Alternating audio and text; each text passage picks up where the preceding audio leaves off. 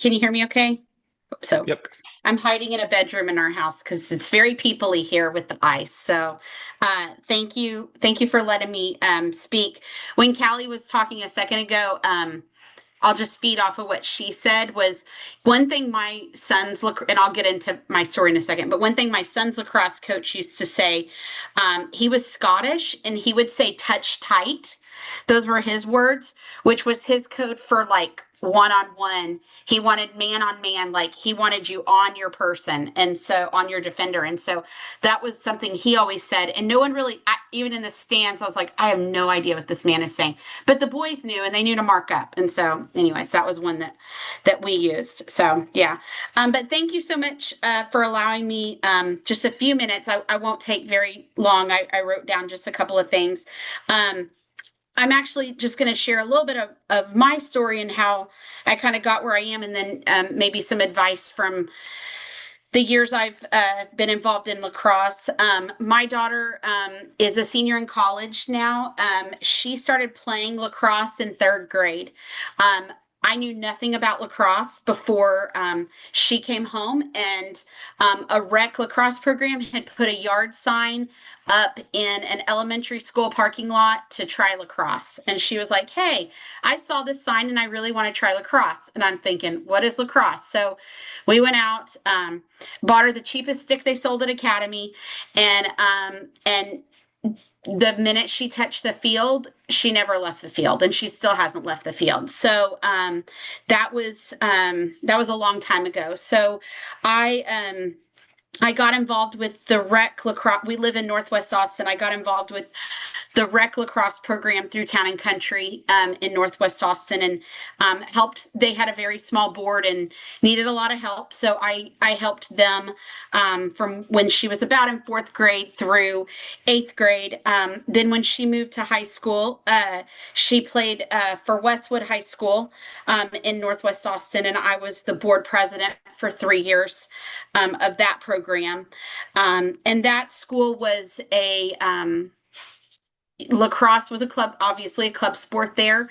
There wasn't a lot of school support. So they allowed us a couple of months from November, actually starting in December through April, we could have their field, the football field, 1 day a week. So there wasn't a lot of school support for us outside of a great teacher sponsor. And so we literally had to rent parks and fields wherever we could find fields. We were also very cash strapped as an organization, which made it difficult when you're trying to recruit quality coaching.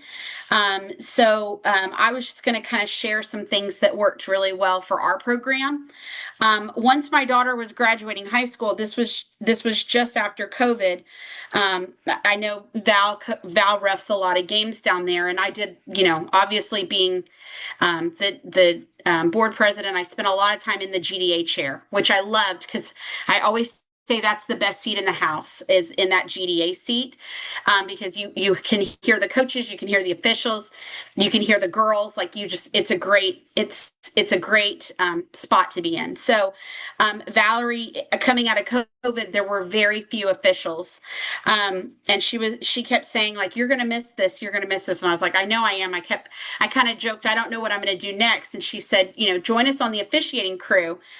And I said I would, only if I could do elementary kids while they were still cute and little. Well, Valerie had other plans for me. So one thing led to another, and I was on the high school field with her, following behind her. So she's great at recruiting, and I really appreciate that. But I wanted to just kind of give you some advice on what I found worked well for our program over the years as we grew. We started with about 15 girls, and my senior year, or my daughter's senior year, we ended up with about 40 girls, which was really tough during COVID as well, because we lost a lot of time in there. I would say the biggest piece is, and this may not apply as much, and I think it may still be relevant even for private schools, is parent involvement. And it was really hard. You have a board that's supporting you, but some of the best ways we found to get parents involved started with a parent social, and it was not a girls' social. Usually, we I recommend doing a especially at the start of the season, doing a rules review for parents. A lot of parents don't know the rules of lacrosse, or you have a lot of, on the girls' side, you end up with a lot of you end up with a lot of dads that know boys' rules, but they don't know girls' rules. And so your officials are happy to help as well with hosting a rules session for your parents if you want that. Just reach out and we're happy to send a representative to help with that. This can be both parents and players. But we always started our season with a parent happy hour, or, something for the parents specifically. So the girls would do something, but at the same time, the parents were doing something. Parents don't understand lacrosse. They've written a big check to your program and they don't know what's next. And it takes a lot of parents to run a successful program. And so getting your parents involved starts with helping them make friends. It becomes their tribe as much as their daughter's tribe. So that was a big takeaway that we found became very successful. Once parents got to know someone, it was easier to ask them to help volunteer, especially if you're able to during that social, find out what their jobs are. You're going to find accountants, which are going to be able to help with, be your future treasurers. You're going to be able to find attorneys that are going to be able to help with your, help if you need rule changes or bylaw changes and things. So find out what your parents' strengths are through those social interactions. Another one that worked well for us was fundraising, and we found that the best way to work on fundraising was to involve the girls in our fundraising. So this may sound silly, but we spent a lot of time on Pinterest looking at fundraising ideas. We hosted, for a couple of years, we hosted what we called an Egg My Yard fundraiser, which the girls would stuff Easter eggs. So they would have a social together after practice.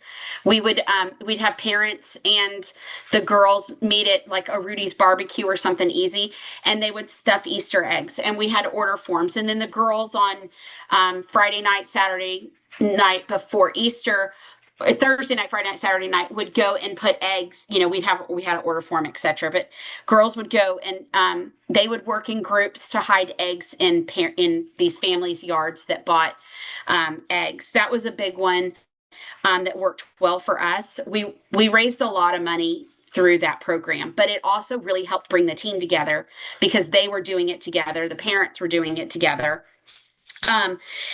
We tried to make sure that any of our fundraising events didn't require asking our parents to provide more money, and it didn't involve asking parents to go out and solicit businesses for money. No, it's really hard to get somebody who's willing to take on that job. And so we tried to find creative ways. There was a flamingo fundraiser we did where we bought these plastic flamingos and people got flocked in their yard, and we put a sign up and supporting Westwood Lacrosse, and they'd pay money to get them out of their yard. Just little silly things that included the community. And speaking of community, one of the biggest things is, I know you know them, Kristen, like, oh my gosh, please don't ask me to go ask yet another doctor or dentist for money. So one of the big things was focusing on our youth. And we did not have a youth program because Town and Country served three different, at that time, they were serving three different high schools programs. And so, you'd get 4 or 5 girls out of Town and Country at the time. And so we had a youth night every year at one of our games. And so at halftime, if varsity was playing, then if we had 2 teams, if varsity was playing, then our JV would be working with the girls, letting them shoot on the goals. We did little stuff like provided hot dogs for the girls that came out. But we would end up, if we advertised it correctly through the elementary schools, we would end up with 40 or 50 little girls that would come to the game. And if you give them, little dollar palms or, clappers or something, it's a ton of fun for them, and they get to experience a sport they've never seen before. And we really advertised it as come learn a new sport. So many girls, they know volleyball, they know soccer, they know softball, basketball, but lacrosse is new to a lot of the girls in Texas and their families. And so that was a huge success. So those are kind of some of the things that I had was, try to keep your program as affordable as possible. We also did a lot of, we offered loaner gear. So we would, raid plate against sports, you know, if especially for incoming freshmen, we tried to have, or girls that were new to the program, we tried to have loaner gear, at least a stick available, so that it wasn't such a major investment for their families for the first year. So that's kind of what I had from a board side. What we saw work. There was a lot that didn't work too, but but those were kind of some of the highlights that I can hopefully help you with your programs. From the official side, I'm just gonna talk for 1 minute about the official side, and maybe just a couple of tips there, especially as coaches. When you are on the field as an official, you can't think about anything else but what is happening in front of you. And so it gets very hard to hear anything else that's going on. You're listening for your partner, but you're also you're as you're running down the field, you're getting your count. How many are on offense? How many are on defense? Do we have an offsides? Who has ball? Especially if you're the official. Let me put it this way first. When there's two officials on the field, both officials have completely different jobs. And so as officials are going towards goal, whoever is the official that's closest to the goal is considered the lead official at that time. And the one that's farther back behind the 8 and the 12 is considered the trail official. Now, when the ball goes the opposite way, the person who was the trail now running towards the goal has now become the lead official, and your other official is your trail official. And so what happens is, depending on what your role is at the time, the job of the officials are to look, based on whether you're lead or trail, your job is to look for completely separate things. So when you're lead, and your job is to be on ball at all times. And so you're watching at that time for fouls on your goalkeeper, like fouls around the goal circle. You're looking for where the ball is. Is there any is your shooter committing any fouls? Is there a dangerous propel? Those kinds of things. When you're the lead, when you're not on ball, your eyes go 1 second to the ball and 2 seconds away from the ball. And so it's like, where's the ball? Okay, what's going on off ball? And so the job is completely separate. And so that's one thing as a coach to keep in mind, is when you're asking, let's say you're asking the lead, you're asking the trail official as they're coming, maybe a goal was scored and something that might have been controversial or something that happened, you want clarification on it. That trail official may not be the one who has the information about what happened. And so when an official says something to the effect of, I don't know, or I didn't see it, it's because their eyes are not on that play, because their role at that time is to watch for things that are completely different. And so I just kind of wanted to throw that out there, because sometimes we get asked like, hey, what just happened? And it's like, you know what? It wasn't my side of the field, and so I didn't see it. And it's not because they're not looking, it's because that's not the role that they had at that point. But as when you're on the field, this goes back to what I was starting with, which is your focus is 100% on what's going on the field. You can't be thinking about anything else. The minute I get to the field, I can't think about anything that happened at work today. I can't think about what I'm going to have, what am I going to cook for dinner when I get home? Like it's 100% on focus. And there's a lot of noise on the field. The girls are talking to each other. A lot of times there's, spectators that are yelling as well. And so as a coach, um, just know if your officials are not answering you, if you're yelling to them on the field, a lot of times they can't hear you because they're dialed into what's going on the field, especially if you're calling for something like a timeout or you're yelling offsides or something like that.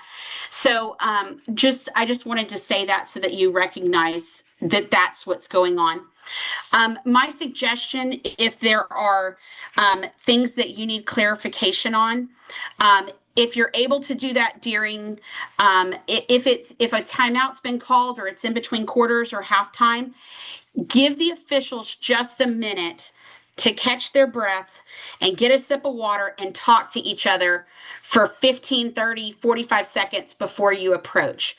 And the reason why is because first of all, we gotta bring our mind, we have to unwind our minds for a second. Like, okay, where are we? What's okay, here's where we are in the, in the game. It's third quarter, scores tied, tough game. But as partners, we always are supposed to check in with each other. Like, hey, are you seeing anything I'm not seeing? Am I missing any calls?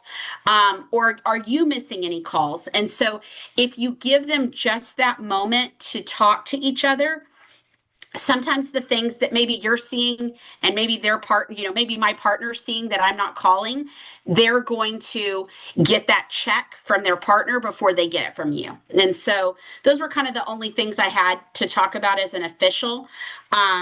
But I just want to get on here and offer our support and tell you we're just so proud of the growth in the San Antonio area. And if there's anything from an official side that we can do for you guys, we're happy to just ask, and we're happy to. But I'll open it up to questions and see if there's anything you have before. I know it's been a long day for you guys, so yeah,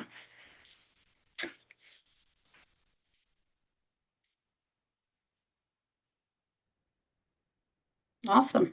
I have a quick question. Are there any, during your time from parent to program leader to now ref, are there any cool, unique, or different ways that you've seen coaches or programs or you as officials help establish that rapport between those different bodies of Mhm. players, coaches, and officials that you would love to share that you recommend that we kind of help Yeah, bridge I that would. gap? Because I know that conflict can happen sometimes. It does. And I think it's probably easier for me because I never played, so I understand the parent side.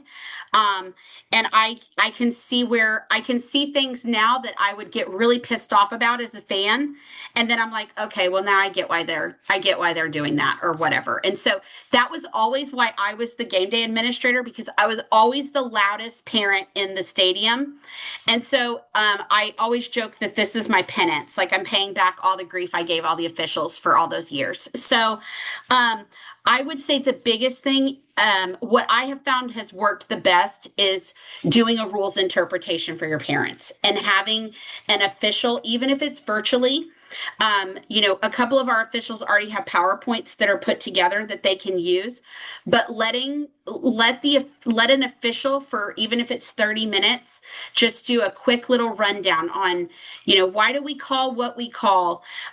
But I have seen some of the teams that we've had the most, I would say, tension in the stadium with as an official. We have seen that cool off the most by through having those conversations. It humanizes ourselves as well to them. And it also, for some officials that have never been that parent sitting in the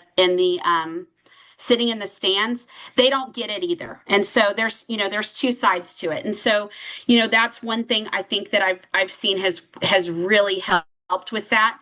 um, I will say, as a coach, if you're fired up, your parents are going to be fired up.